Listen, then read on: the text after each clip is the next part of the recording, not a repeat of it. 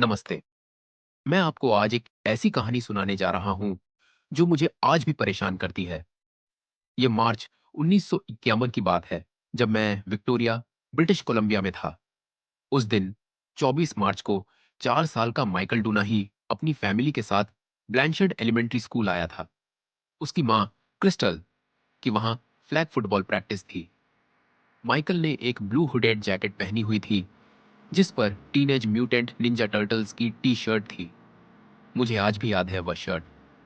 वह अपने डैड और मॉम के साथ करीब 12 से 12:30 बजे के बीच स्कूल पहुंचे थे। वहां पहुंचते ही माइकल ने अपनी मां से पूछा कि क्या वह प्लेग्राउंड जा सकता है। प्लेग्राउंड बिल्कुल उस फील्ड के पास ही था जहां फुटबॉल प्रैक्टिस चल रही थी। उसकी मां क्रिस्टल ने मुझे बताया था कि उन्हें एक गट फीलिंग आ रही थी कि कुछ ठीक नहीं है, पर फिर भी उन्होंने उसे अकेले प्लेग्राउंड जाने दिया। उन्होंने माइकल से कहा था कि एक बार वहां पहुंचने के बाद उसे वहीं रुकना है और अपने डैड का इंतजार करना है। पर जब माइकल के डैड प्लेग्राउंड पहुंचे तो माइकल वहां नहीं था। यह सुनकर तो जैसे सब हिल गए। 50 से ज्यादा लोग तुरंत माइकल को ढूंढने लगे और उसके पेरेंट्स ने फौरन पुलिस को बताया। यह केस, माइकल का डिसअपियरेंस, कनाडा की हिस्ट्री के सबसे बड़े इन्वेस्टिगेशंस में से एक बन गया और आज भी है। सोचिए, एक पब्लिक प्लेस से कोई इतनी जल्दी कैसे गायब हो सकता है। इसीलिए पुलिस ने इसे तुरंत एब्डक्शन का केस माना, मिसिंग चाइल्ड नहीं।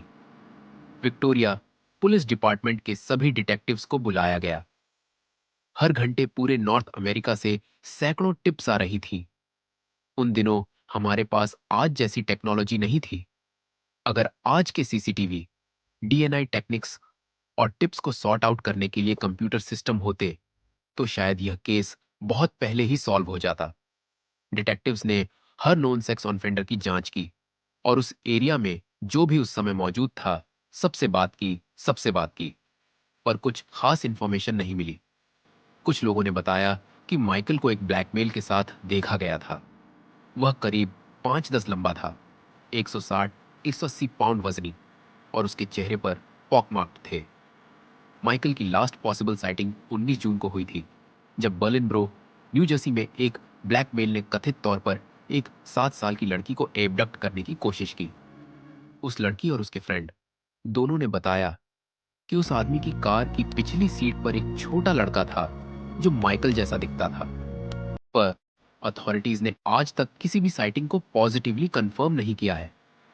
बाद में 2009 में मिलवॉकी, विस्कॉन्सिन में पुलिस को वर्नोन सीड्स के घर पर माइकल का मिसिंग पर्सन पोस्टर मिला।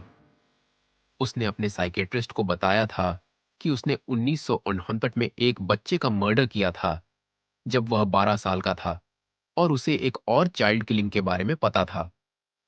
सीड्स को बाद में मिलवॉकी पुलिस ने मृत पाया, शायद नेचुरल कॉसेस से।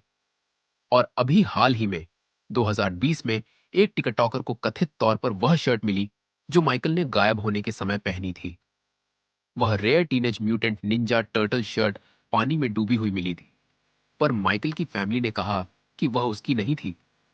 यह एक स्ट्रेंजर एब्डक्शन का केस है और यही इसे इतना मुश्किल बना देता है, खासकर इतना समय बीत जाने के बाद।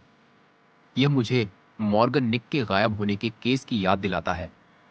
मैं बस उम्मीद करता हूं कि माइकल की फैमिली को कभी न कभी कुछ क्लोजर मिले, भले ही सिर्फ उसके अवशेष ही मिले। यह अनिश्चितता बहुत दर्दनाक है।